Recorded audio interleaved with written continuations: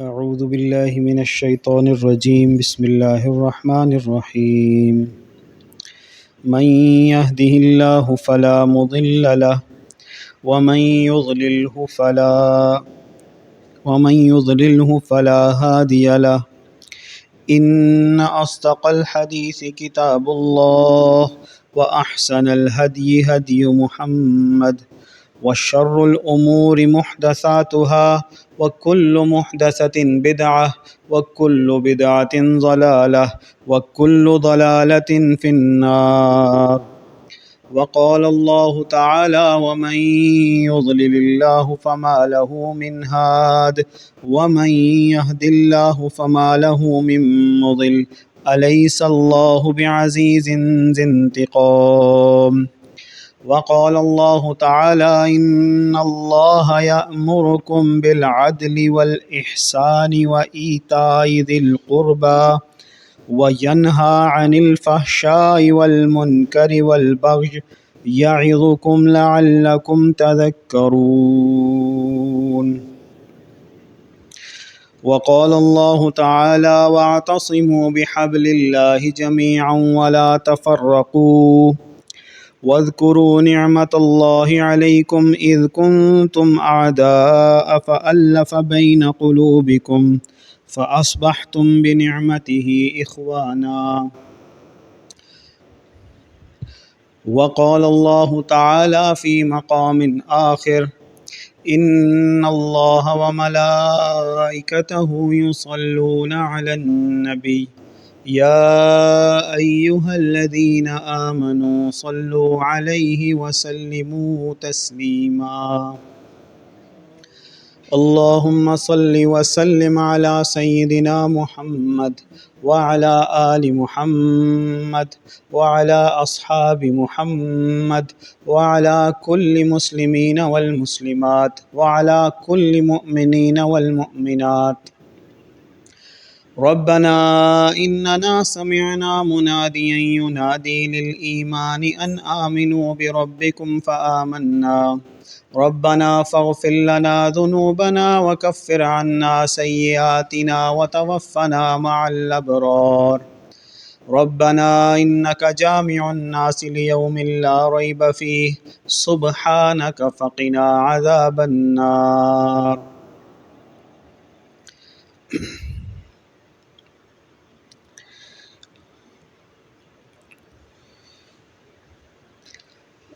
ابھی کل یا پرسوں کی بات ہے کہ ایک بھائی آئے ہوئے تھے تو انہوں نے سوال کیا کہ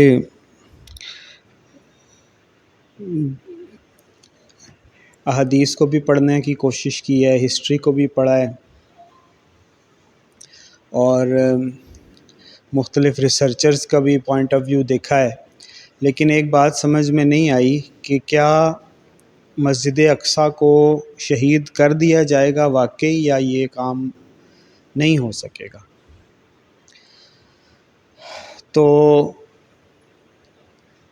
میں نے ان کو ایک سیدھا سادہ سا جواب دیا کہ مسجد اقصیٰ کے ساتھ غداری مسلمان کر چکے ہیں اور مسجد اقصیٰ کو شہید کر دیا جائے گا.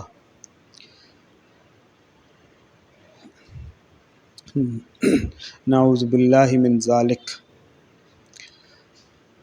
تو اگلا سوال انہوں نے کیا کہ پھر مسلمانوں کا کیا ہوگا جن کے ذمے اس کی حفاظت تھی.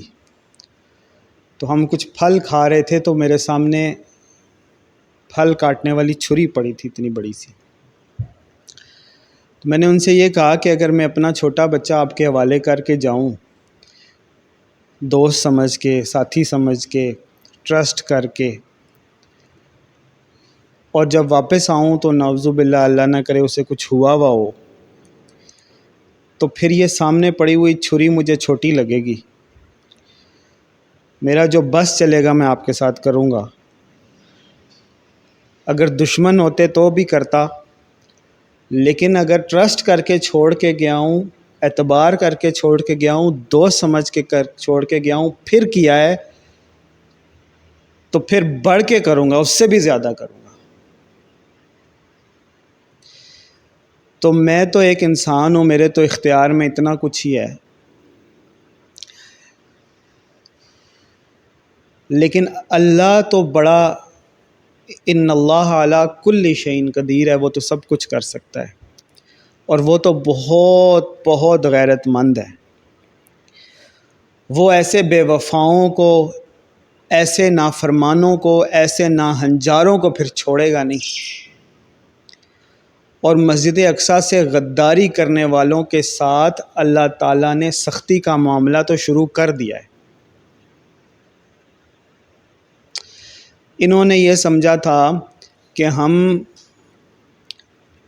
اپنی دولت اور دنیاوی فائدے کے لیے نیشن سٹیٹس بنا لیں گے، بلکہ اس کے اندر بھی صوبوں سے بھی چھوٹی چھوٹی ڈسٹرکٹ لیول کی سٹیٹس بنا لیں گے۔ اس وقت جو آپ کو عرب ممالک کا نقشہ نظر آ رہا ہے، یہ ممالک نہیں ہیں، یہ تو سلطنت عثمانیہ کے ڈسٹرکٹس ہیں۔ صوبہ بھی بہت بڑی چیز ہوتی ہے، یہ تو ڈسٹرکٹس ہیں چھوٹے چھوٹے، بعض تو اتنے چھوٹے ہیں سٹیز جتنے۔ یہ وہ سلطنت عثمانیہ کے ڈسٹرکٹس تھے جہاں کے لارڈز نے، ٹرائبل لارڈز نے بغاوت کر کے برٹش امپائر کے ساتھ مل کے اپنے ہی سلطنت کے خلاف بغاوت کی، اور اپنی اپنی چھوٹی چھوٹی یہ حکومتیں بنا لیں، اور انہوں نے یہ سمجھا کہ ہم بڑے خوش قسمت نکلے ہیں، ہم نے بہت بڑا کارنامہ کر دیا ہے، اور اب ہم اتنے خوش قسمت نکلے ہیں اور ہماری اسٹریٹجی اتنی کامیاب ہوئی ہے کہ ہماری زمینوں سے تیل بھی نکل آیا ہے، اور ہم تو بڑی بڑی سلطنتوں سے زیادہ یہ تو چھوٹے چھوٹے شہر امیر ہو گئے ہیں، تو ہم سے اچھی کسی کی اسٹریٹجی ہو نہیں سکتی، ہم سے اچھا کسی کا فیصلہ ہو نہیں سکتا۔ اب یہ جو سلطنتیں ہیں ان کے اندر مزے کرو، کھاؤ پیو، عیاشی کرو، اور مڈل ایسٹ کو تو انہوں نے، جو دبئی ہے آپ کا، اس کو تو انہوں نے امریکہ کے لاس ویگس سے بھی زیادہ انہوں نے عیاش ملک بنا دیا ہے، عیاش جگہ بنا دیا ہے۔ چاہو شراب پیو، چاہو جوا کھیلو، چاہو زنا کرو، فحاشی عریانی کرو، جو مرضی کرو، وہاں پہ سب کچھ جائز ہے۔ اور انہوں نے یہ سمجھا تھا کہ یہ جو اللہ کی زمین کے اندر ہم گند پھیلا رہے ہیں، ہم اسی طرح پھیلاتے رہیں گے، عیاشیوں میں آگے بڑھتے رہیں گے، دراصل اپنے عمل سے یہ اللہ کے وجود کا ہی نعوذ باللہ انکار کر چکے ہیں۔ انہوں نے یہ سمجھا کہ شاید کوئی اللہ ہے ہی نہیں جو ہمیں پوچھے گا۔ انہوں نے یہ سمجھا کہ یہ جو دین اسلام کی باتیں ہیں یہ تو صرف بیچنے کے لیے ہیں، یہ تو مذہب کارڈ کھیلنے کے لیے ہیں، یہ تو صرف لوگوں کو اپنا غلام بنانے کے لیے ہیں، جو چاہے کرتے پھرو۔ اور اب ریسنٹلی آپ نے دیکھا ہے، پہلے سے یہ کرتے آ رہے ہیں، قطر کے اندر دنیا کی سب سے بڑی امریکن بیس ہے امریکہ کے بعد۔ امریکہ سے باہر امریکہ کی جتنی سٹیٹس ہیں، یورپ میں ہیں، جرمنی میں بہت بڑی وہ ہے بیس ہے، لیکن دنیا کی سب سے بڑی بیس قطر میں ہے۔ اور یہ اتنے پیچھے چلے جا رہے ہیں، اتنے پیچھے چلے جا رہے ہیں کہ ٹرمپ کے پریزیڈنٹ بننے کے بعد دوبارہ سے انہوں نے 3 یا 4 ٹریلین ڈالر کے معاہدے کیے، ٹریلین ڈالر کے معاہدے کیے، 1 ٹریلین نہیں، 2 ٹریلین نہیں، 3 یا 4 ٹریلین ڈالر کے معاہدے کیے کہ ہم تجھے اتنا پیسہ دیں گے تو ہمیں جان کی امان دے دے، ہمیں پتہ ہے کہ یہ، ان کو پتہ ہے یہ کیسا مانسٹر آ گیا، ہم تجھے ٹریلینز آف ڈالر دیں گے، ہمیں جان کی امان دے دے، ہمارا پیسہ لے لے، تو بھی عیاشی کر، ہم بھی عیاشی کرتے ہیں۔ اور قطر تو سب سے بڑی بیس ہی نہیں دی بھی انہوں نے، وہ تو اس حد تک آگے بڑھ جاتے ہیں امریکہ کی پوجا میں کہ انہوں نے، جو امریکہ کا پریزیڈنٹ ہوتا ہے اس کے پاس دنیا کا موسٹ ایڈوانسڈ پرائیویٹ جیٹ ہوتا ہے، ایئر فورس 1 غالباً اس کو کہتے ہیں۔ تو وہ کچھ پرانا ہو گیا، تو قطر نے ان کو کہا کہ ہم آپ کو دنیا کا، آپ کے پاس ایڈوانس تو ہے ہی، ہم آپ کو دنیا کا موسٹ لگژری پرائیویٹ جیٹ بھی دیں گے. آپ اپنے جو ایئر فورس ون والا آپ کا پرائیویٹ جیٹ ہے اس کو ڈچ کریں، ہم سے لیں، اور اس کی قیمت کتنی ہے؟ $400 بلین، ایک جہاز کی قیمت 400 ارب روپے نہیں، ریال نہیں، درہم نہیں، 400 ملین ڈالر، 400 ملین ڈالر، تقریباً ½ ارب کے قریب اس کی قیمت ہے. تو اب انہوں نے سمجھا تھا کہ اب ہم جو مرضی کرتے پھریں، اللہ کے ساتھ ہم نے بغاوت مول لے لی ہے اور ہم نے زمین کے جو خدا ہیں وہ ان کو پکڑ لیا ہے. اب ہمیں جان کی امان بھی مل گئی، ایٹامک بامبز بھی ان کے پاس ہیں، اسٹیلتھ بامبرز بھی انہی کے پاس ہیں، فائٹر جیٹس بھی انہی کے پاس ہیں، دنیا کی ساری اکانومی بھی ان کے پاس ہے. تو جب ہماری ان کے ساتھ بن کے رہے گی تو پھر ہمیں کیا ضرورت ہے اللہ کی؟ اور یہ بھول گئے اس قرآن کو، یہ جو لوگوں کو سناتے پھرتے ہیں، جو انہوں نے نعوذ باللہ بیچنے کے لیے رکھا ہوا ہے، وہ بھول گئے تھے کہ اللہ تعالیٰ نے سورۃ العنکبوت میں کیا فرمایا ہے کہ مثل الذین اتخذوا من دون اللہ اولیاء، کہ جنہوں نے اللہ کو چھوڑ کر اور سہارے بنا لیے ہیں اور ولی بنا لیے ہیں اور سرپرست بنا لیے ہیں، کمثل العنکبوت، ان کی مثال تو ایسی ہے کہ جیسے مکڑی ہوتی ہے. اتخذت بیتا، کہ جب وہ اپنا گھر بناتی ہے مکڑی، وَإِنَّ أَوْهَنَ الْبُيُوتِ لَبَيْتَ الْعَنْكَبُوتِ، لیکن اللہ کہہ رہا ہے کہ بے شک ہم نے جتنی مخلوقات کو گھر بنانے کی توفیق دی ہے، چاہے وہ چڑیا کا گھونسلہ ہو، چاہے وہ سانپ کا بل ہو، چاہے وہ انسان کا گھر ہو، کسی بھی جانور کا کوئی بھی ٹھکانہ گھر ہو، اس میں سے اللہ کہہ رہا ہے کہ سب سے کچا گھر، سب سے کمزور گھر بنانے والا خود کہہ رہا ہے وَإِنَّ أَوْهَنَ الْبُيُوتِ لَبَيْتُ الْعَنْكَبُوتِ، سب سے ہلکے گھروں میں، جو سب سے ہلکے گھروں میں سے ہے وہ ہے مکڑی کا جالا. لَوْ كَانُوا يَعْلَمُونَ، اگر تمہیں پتہ ہو کہ اللہ کو چھوڑ کر جن لوگوں نے اور سہارے بنا لیے، ان کی مثال تو ایسی ہے کہ جیسے مکڑی اپنا جالا بناتی ہے اور اس کو لگتا ہے کہ بس یہی میرا ٹھکانہ ہے، یہی میرا گھر ہے، بڑا مضبوط ہے، اسی میں رہوں گی، اور کوئی گزرتا ہے اس کے پاؤں کے ساتھ، کبھی ہوا کے ساتھ، کبھی کسی چڑیا پرندے کے گزرنے کے ساتھ، وہ ٹوٹ پھوٹ جاتا ہے، ختم ہو جاتا ہے، اس کی ساری امیدیں ٹوٹ جاتی ہیں. وہ اس بات کو بھول گئے تھے، اور ابھی آپ دیکھ لیں کل یا پرسوں کی بات ہے کہ ان کے ٹریلینز آف ڈالرز اور ان کے لگژری پرائیویٹ جیٹس اور ان کی یہ جتنی چاپلوسیاں ہیں، جتنے سجدے ہیں امریکہ کے آگے نعوذ باللہ، یہ سب رائیگاں گئے اور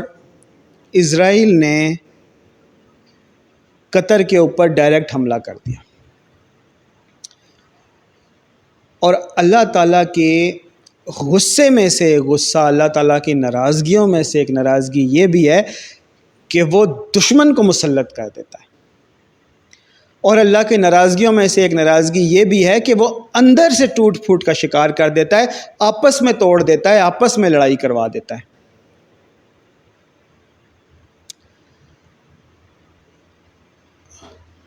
تو جن لوگوں نے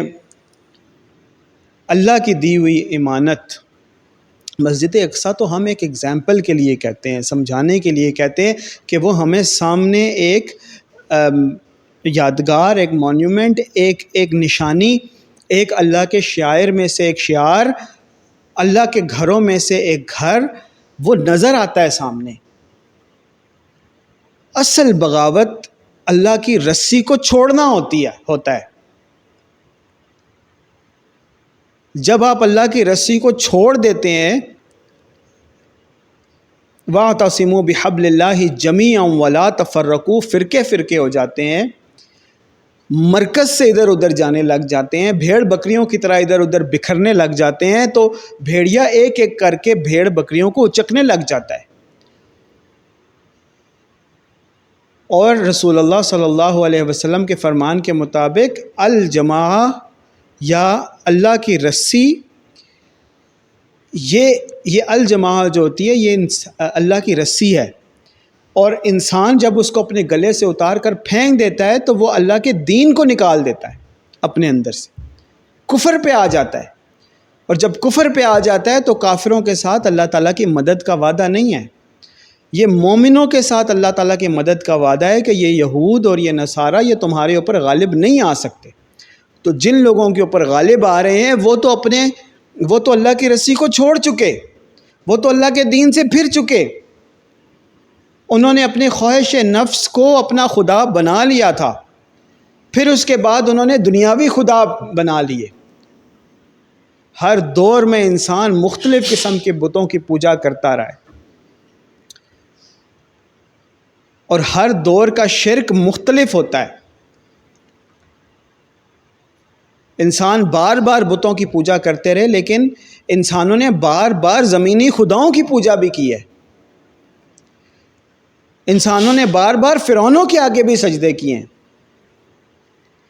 انسانوں نے بار بار اپنی خواہش نفس کو بھی خدا بنایا ہے، اور آج بھی وہی ہو رہا ہے کہ خانہ کعبہ کے اندر ہمیں بت تو نظر نہیں آ رہے، پتھر کے بت تو نظر نہیں آ رہے، لیکن اہل عرب نے اور سو کالڈ مسلمانوں نے اوور آل ویسٹ کو، امریکہ کو اپنا خدا بنایا ہوا ہے، اور انہی کے آگے سجدے کرتے چلے جاتے ہیں، اور جو اللہ کو چھوڑ کر اور خدا بنا لیتے ہیں اور سہارے بنا لیتے ہیں، ان کی مثال مکڑی کے جالے کی سی ہے جو اللہ تعالیٰ بالکل توڑ کر ختم کر کے نیست و نابود کر کے رکھ دیتا ہے۔ اور یہ اربوں کے ٹریلینز آف ڈالرز کی جو انویسٹمنٹ اور یہ جو پوجا میں انہوں نے چندہ دیا تھا، یہ سارا کا سارا ضائع ہوتا نظر آ رہا ہے، اور دشمن کے مسلط ہونے کی صورت میں اللہ تعالیٰ دشمن کو ان کے اوپر مسلط کرتا چلا جا رہا ہے، اور یہ آگے پتہ نہیں کتنا زیادہ مزید بڑھے گا۔ اور اس ساری اثناء میں جب ہاتھ سے بات نکل چکی ہو، اس وقت میں بھی طوفان نوح میں بھی جب تمام کے تمام انسانوں کے لیے عذاب کا فیصلہ ہو چکا تھا، کشتی نوح موجود تھی۔ جب تک قیامت نہیں آ جاتی اللہ تعالیٰ نے کشتی نوح موجود رکھنی ہے۔ اللہ تعالیٰ نے اپنی رسی زمین پر لٹکائی ہوئی ہے۔ ایک شخص آئے، دو آئیں، 2000 آئیں، 2 لاکھ آئیں، 2 کروڑ آئیں، 2 ارب آئیں، یا سارے کے سارے آ جائیں، وہ رسی اللہ نے لٹکائی ہوئی ہے، سب کے لیے دعوت ہے، کھلے عام ہے۔ حضرت نوح علیہ السلام کے دور میں وہ کشتی نوح تھی جس کے اندر آنا تھا، تو چاہے جتنی بھی نافرمانیاں پہلے ہو چکی ہوں، جو کشتی نوح میں آ گیا، توبہ کر لی، آگے سے اللہ تعالیٰ کی فرما برداری کی روش اختیار کرنے کا ارادہ کر لیا، اللہ تعالیٰ نے پناہ دی۔ رسول اللہ صلی اللہ علیہ وسلم کے دور میں وہ پناہ کی جگہ وَاعْتَصِمُوا بِحَبْلِ اللَّهِ، وہ اللہ کی رسی مدینہ منورہ میں تھی کہ جس نے آ کے رسول اللہ صلی اللہ علیہ وسلم کے ہاتھ پر بیعت کر لی، وہ آپ صلی اللہ علیہ وسلم کے سائے میں آ گیا، اللہ کی امان میں آ گیا۔ رسول اللہ صلی اللہ علیہ وسلم کے بعد وہ خلفائے راشدین کی وفا میں، خلفائے راشدین کی اطاعت میں تھی۔ حضرت موسیٰ علیہ السلام کے دور میں حضرت موسیٰ علیہ السلام کی اطاعت میں تھی۔ تو اللہ کی رحمت ہے کہ آج بھی وہ اللہ کی رسی موجود ہے۔ یہ باتیں میں کھول کھول کے اس لیے بتاتا ہوں کہ کل کوئی قیامت کے دن یہ نہ کہہ دے کہ ہم تک بات نہیں پہنچی تھی۔ اپنے سر پہ بوجھ لینا کوئی آسان کام نہیں ہوتا۔ تو اللہ کی رسی آج بھی موجود ہے، جس کو اللہ تعالیٰ توفیق دے، جس کا دل چاہے، جو اس رسی کو آ کر تھامنا چاہے، اس کے لیے دروازے کھلے ہوئے ہیں۔ ایک شخص آئے، 1 لاکھ آئے، 1 کروڑ آئے، یا 1 ارب آئیں، یا سارے کے سارے انسان آ جائیں، ان تمام کے لیے اللہ کی زمین کشادہ ہے، اللہ کی رسی تھامنے کی گنجائش موجود ہے۔ چاہے وہ عرب میں سے ہوں، چاہے وہ عیسائیوں میں سے ہوں، چاہے وہ یورپ میں سے ہوں، چاہے وہ ہندوؤں میں سے ہوں، جہاں کہیں کا بھی کوئی انسان ہے، آ کے اللہ کی رسی کو تھام لے، اللہ کے عذاب سے بچ جائے گا، ورنہ اللہ تعالیٰ کی نافرمانی کرنے والوں میں شامل ہوگا، اور اللہ تعالیٰ اپنے نافرمانوں سے خوب انتقام لینا جانتا ہے، خوب انتقام لینا جانتا ہے، خوب انتقام لینا جانتا ہے۔ ایک انسان کا بس نہیں چلتا کہ وہ اپنے دشمن کے ساتھ ایسا سلوک کرے کہ وہ اس کی نسلیں یاد رکھیں، لیکن وہ رحمان بھی جب غضب میں آتا ہے تو وہ سب کچھ کر سکتا ہے۔ پھر وہ جسموں کے پرخچے اڑانا، سیلاب اور زلزلوں کے حوالے کرنا، آپس میں لڑا کر ٹکڑے ٹکڑے کروا دینا، یہ اس کے لیے معمولی بات ہے۔ اے اللہ، ہم تجھ سے پناہ مانگتے ہیں کہ ہم تیرے عذاب کا شکار ہوں۔ اے اللہ، ہم تجھ سے پناہ مانگتے ہیں کہ تیری سختی کا شکار ہوں۔ اے اللہ، تو نے ہمیں جو ہدایت کا رستہ دکھایا ہے، ہم تجھ سے التجا کرتے ہیں کہ ہمیں اس کے اوپر استقامت عطا فرما۔ اے اللہ، ہم تجھ سے التجا کرتے ہیں کہ ہمیں اور ہمارے گھر والوں کو، ہمارے ماں باپ کو، ہمارے تمام تر رشتہ داروں کو ہمارے ساتھ آ کر اس اللہ کی رسی کو تھامنے کی توفیق عطا فرمائے۔ اللہم انا نعوذ بک من زوال نعمتک وتحول عافیتک وفجاء نقمتک وجمیع سخطک۔ ربنا لا تزغ قلوبنا بعد اذ ہدیتنا وہب لنا من لدنک رحمہ انک انت الوہاب۔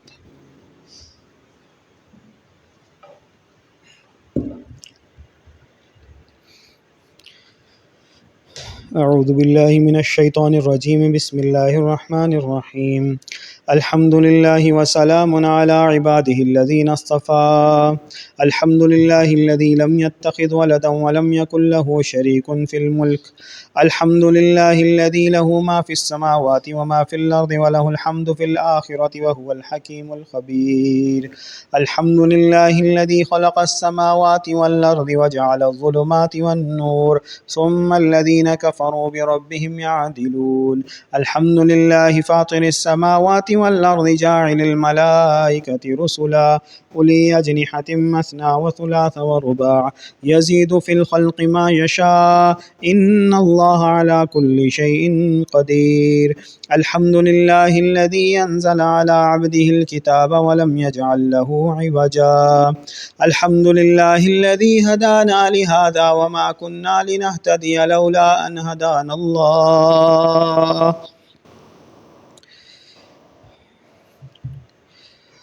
وقال الله تعالى واعتصموا بحبل الله جميعا ولا تفرقوا واذكروا نعمة الله عليكم إذ كنتم أعداء فألف بين قلوبكم فأصبحتم بنعمته إخوانا وقال الله تعالى إن الله يأمر بالعدل والإحسان وإيتاء ذي القربى وينهى عن الفحشاء والمنكر والبغي يعظكم لعلكم تذكرون۔